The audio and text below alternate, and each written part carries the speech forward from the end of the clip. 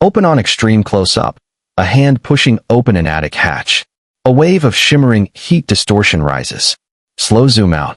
You walk into your attic in July at 2 in the afternoon, and the heat hits you like an open oven door. 140 degrees.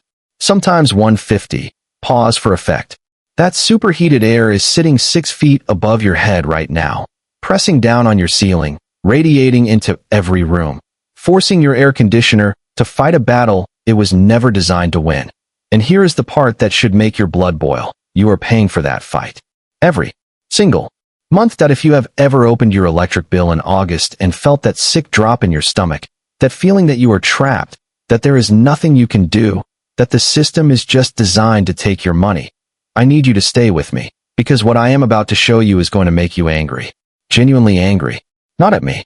At the people who decided you were better off not knowing this. Like this video. Subscribe right now. And drop your attic temperature in the comments when we're done, because I'm going to read every single one. Part 1. The crime you didn't know was happening. 0:45. 2:30. Ambient summer sounds. Cicadas. Distant lawnmower. The hum of an overworked AC unit. Let me tell you something nobody in the HVAC industry, nobody at the insulation counter at your local home center, nobody who has ever knocked on your door in a polo shirt with a clipboard has ever told you. Your air conditioner is not cooling your house. It is cooling your attic first. Think about what that means. Every dollar on that summer electric bill, every single dollar, is going toward refrigerating a space you never sit in, never sleep in, never use. And whatever cold air is left over after that losing battle trickles down to you like the last drops from an empty glass. Beat. Let that land. The worst part is not the money, though the money is real. The worst part is that there has been a fix, a simple, cheap, elegant fix, sitting in plain sight for over 200 years, used by communities of people who have never paid a utility bill in their lives, documented by government researchers in 1938, confirmed by NASA technology, and quietly, systematically pushed off the table so that a multi-billion-dollar industry could keep selling you the problem instead of the solution. I am not speaking in metaphors. I am going to give you names, dates, documents, and dollar amounts. But first, let me take you to a farmhouse outside Berlin, Ohio. Soft acoustic music. A sense of traveling back in time. The man who built the house was named Eli Miller. Third-generation Amish. He was in his 70s when I met him, with hands that looked like they had built half the county and eyes that had the patience of someone who had never once been in a hurry. It was the dead of August. I had driven out from Pennsylvania where my own air conditioner had been running non-stop for 3 straight days. I walked into Eli's house and stopped. It was cool inside. Not comfortable for August cool. Actually cool. Noticeably, pleasantly, inexplicably cool. I spent 20 minutes looking for the air conditioner. There wasn't one. Pause. Eli walked me up a narrow staircase to the attic, and he pointed at the gable end of the roof. There was a wooden box, hand-built, with slats cut at an angle. Inside that box was a small fan, not wired to the grid. It was running off a photovoltaic panel mounted on the south face of the gable, no bigger than a dinner plate. When the sun hit that panel, the fan spun. When the sun was strongest, the fan spun fastest. When the sun went down, the fan stopped, because the attic had already cooled and didn't need it anymore. Eli looked at me and said something I have thought about almost every day since. Slow, deliberate delivery. The heat wants to leave. You just have to let it. That was the entire lesson. Your job is not to fight heat with refrigerant and compressors and $10,000 of HVAC equipment. Your job is to open the door and let it go. Shift to more authoritative tone. The energy of someone laying out evidence. Now, I know what some of you are thinking. That sounds simple. Too simple. If it were that simple, wouldn't everyone already know about it? That is exactly the right question. And the answer is going to make you furious. Here is what the Department of Energy and the Florida Solar Energy Center have confirmed repeatedly in study after study. A properly vented attic with adequate airflow stays within 10 to 15 degrees of the outside ambient temperature. An unvented attic in direct summer sun regularly hits 150 degrees. That 50 to 70 degree difference is what is destroying your electric bill. Every single degree above 90 in your attic pushes another watt of demand into your air conditioner. Multiply that across an 8-hour cooling cycle. Multiply that across 30 days of summer. You are looking at the difference between a $200 monthly bill and a $600 monthly bill. Now go back further. To 1938. A researcher named Everett Schuman at the Pennsylvania State College Building Research Lab published a study on residential attic ventilation. His findings were simple and unambiguous. Houses with passive cross-ventilation in the attic space stayed measurably cooler and used dramatically less energy. He recommended that every American home include a minimum of 1 square foot of net free vent area for every 150 square feet of attic floor. That ratio, 1 to 150, became the gold standard. Builders followed it for decades. Then something changed by the early 1970s. As central air conditioning became standard in new construction, the ventilation requirements quietly loosened.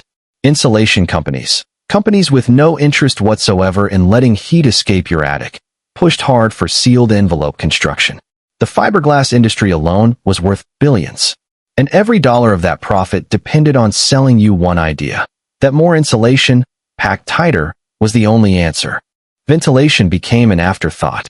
Then in 1991, and I want you to hear this carefully, the radiant barrier technology that NASA had developed for the Apollo program was quietly removed from most residential building guides. Think about what that means. Technology good enough to protect astronauts from the radiation of open space. Confirmed by Oak Ridge National Laboratory in 1986 to cut residential cooling loads by up to 17% on its own. Removed, quietly, from the guides that builders use to construct your home. Let silence sit for a moment. I am not telling you this to make you angry. Well, I am a little. But more than that, I am telling you this because you need to understand why a $4 fix sounds too good to be true. It sounds too good to be true because for 50 years, a multi-billion-dollar industry has spent every advertising dollar it has convincing you that cooling your home requires expensive equipment, professional installation, and a monthly tribute to the utility company. The Amish never bought that story. They never had to. Because they never had a utility bill in the first place. Energy picks up. This is the reveal. What Eli Miller built in that attic, what every old order Amish home in Lancaster County and Holmes County has been using for over 200 years, is based on a thermodynamic principle called the stack effect. Hot air rises. When you give it a path to leave at the top of your house, and a path for cooler air to enter at the bottom, the entire attic becomes a chimney. Heat exits on its own, pulled by physics, not by electricity. The cooler air flowing in keeps the attic close to outdoor ambient temperature. Your ceiling stays cool. Your air conditioner stops fighting a losing battle. Your bill drops by 30 to 40%, sometimes more. The $4 piece is a simple thermostatic switch, the kind sold at any hardware store, wired to a small 12-volt DC fan and a cheap solar panel. The fan goes in the gable vent you already have. If you don't have a gable vent, you can add one for about $20. Total parts, even with the fan and the panel, under $50. The thermostat is the part that makes the whole system intelligent. It tells the fan to run only when the attic temperature exceeds 95 degrees, when it actually needs to. And it costs $4. That is the part the energy industry hopes you never learn about. Conspiratorial. Like sharing something sacred.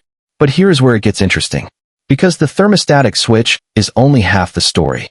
The other half is something the Amish do that almost nobody in modern construction does anymore. They call it a thermal bridge break. The principle comes from German barn construction in the 1700s, brought over by Anabaptist settlers who landed in Pennsylvania in 1737. Here is the problem most people don't know about. Heat doesn't just radiate through the air in your attic. It conducts through the wooden framing itself. Every rafter, every joist, every stud, like a metal spoon left in a hot pot. Your insulation might be 30 between the joists, but the wood of the joists is conducting heat straight down into your bedroom, all day long. The Amish solution is brutally simple. They lay a reflective barrier across the rafters, not between them, across them, so that heat traveling down through the wood has to pass through a reflective surface before it reaches the insulation below. Same principle NASA used on the Apollo spacecraft. Oak Ridge National Laboratory confirmed it cuts cooling loads by up to 17% on its own. The material costs about 30 cents per square foot. A typical attic needs about 600 square feet. Call it $180. Combined with the ventilation system, You are under $250 all in for a system that pays itself back in a single summer and keeps paying you back for the rest of your life. Hushed. This is the moment. Slow it down. But there is one more thing. One more thing Eli showed me that day. And this is the piece nobody, not the building science blogs, not the energy consultants, not even most Amish carpenters who learned from books instead of from their grandfathers, knows about anymore. Eli pointed to a spot near the peak of the roof. There was a small wooden box, maybe 10 inches square, with a hinged lid. It looked like a birdhouse built into the rafters. He opened it. Inside was a clay pot, about the size of a coffee can, filled with what looked like rough, coarse salt. He told me his grandfather had built that box in 1923. The pot had been refilled every spring for over 100 years. Pause. Let the weight of 100 years settle. The salt was not table salt. It was a mixture of rock salt and a mineral called ammonium nitrate, the same compound found in cheap garden fertilizer at any farm supply store. When the attic heated up during the day and humidity rose, the salt absorbed moisture from the air, and as it dissolved, it underwent what chemists call an endothermic dissolution reaction. Translation? It pulled heat out of the surrounding air to dissolve itself. The clay pot stayed measurably cooler than the air around it. The small box created a localized zone of cooling right under the peak of the roof, exactly where the hottest air collected. I thought it was a folk remedy. Charming. Not useful. Then I read about a company called Nescod, profiled in a 2024 Economic Times article, using exactly this principle. Ammonium nitrate dissolving in water, absorbing heat, as a candidate technology for low-cost cooling in regions without reliable electricity. Major engineering universities in the Middle East are studying it. Nearly 700 million people worldwide have no access to electric cooling, and this reaction is being seriously researched as their answer. The Amish have been doing it for 100 years. Let that land. Here is how you replicate it. A ceramic flower pot from any garden store, $3. A 2-pound bag of ammonium nitrate fertilizer, $8. A small wooden box built from scrap, free. Place it near the peak of your attic. Refill it once or twice a summer. Total annual cost, under $15. The reaction is slow, steady, and silent. It doesn't replace your ventilation system. It supplements it, removing heat and humidity from the precise spot where the worst of both collect. And it does this using a principle of chemistry that Pennsylvania Dutch farmers understood and applied a full 100 years before a tech company in 2024 claimed to have discovered it. Quiet intensity. My first August running the full system. The baffles cleared, the gable vents open, the attic hatch weather stripped, the solar fan wired to the $4 switch, the radiant barrier across the rafters, the clay pot under the peak. I put a digital thermometer in the box and another one 6 feet away in open attic air. The box stayed 7 to 9 degrees cooler than the surrounding air every single day. On the hottest day of August, when the open attic hit 138 degrees, the air inside the box sat at 129. That 9-degree difference at the very peak, multiplied across the entire hottest zone of the attic, dropped my upstairs bedroom temperature by 4 degrees overnight. My air conditioner ran 2 hours less per night. My August electric bill, compared to the previous August, same house, same thermostat setting, was $170 lower. $170 in a single month. From a clay pot, a bag of fertilizer, a wooden box, a salvaged fan, a small solar panel, and a $4 switch. Total investment under $60. Payback in less than 30 days.